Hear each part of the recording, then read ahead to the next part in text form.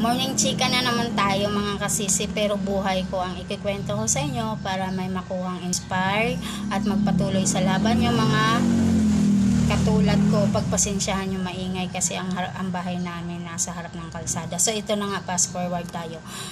Bago kami dito dati sa Marikina.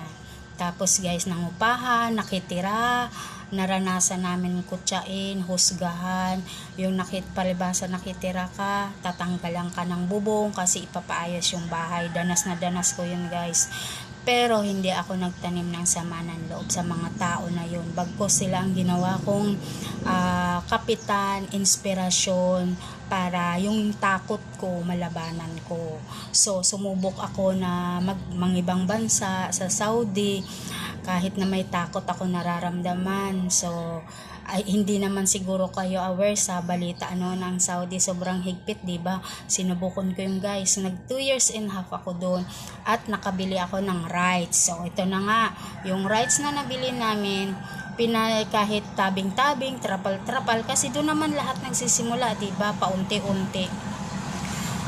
Tsinagaan namin yung trapal-trapal hanggang sa umuwi ako galing Saudi.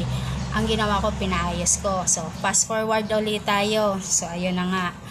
Tapos, bumalik uli ako, nag-Dubai uli ako, diba? Nag-UAE ako. So, pinagpatuloy ko yung pangarap ko hanggang napaayos ko yung bahay. May pagsubok pa rin, nasunugan pa rin kami, guys. Sunog lahat ng pinundar ko.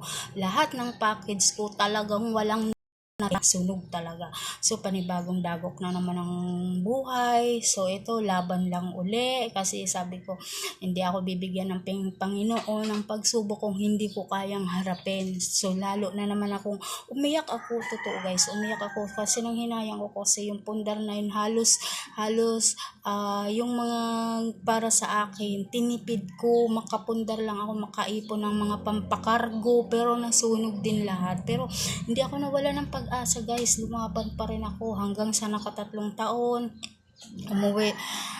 So buti na lang yung mga nakapaligid na tao sa akin sa pinagtatrabahuhan ko, malawak ang pangunawa nila at mababait sila. Ang amo ko, may anak na lalaki, binigyan ako ng pera para daw panimula.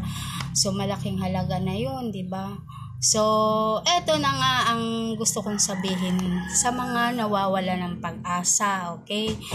Huwag kayong sumuko, huwag kayong tumigil, gawin nyo ang mga bagay na dati takot nyong gawin. Dahil sa kabila ng takot, ng mga pagdududa, ikaw ay may kapangyarihan na lumikha ng iyong sariling kapalaran. So, yung takot na nararamdaman natin guys, kailangan natin yung labanan kasi paano natin masusubukan ng isang bagay kung hindi natin itatry. So, okay?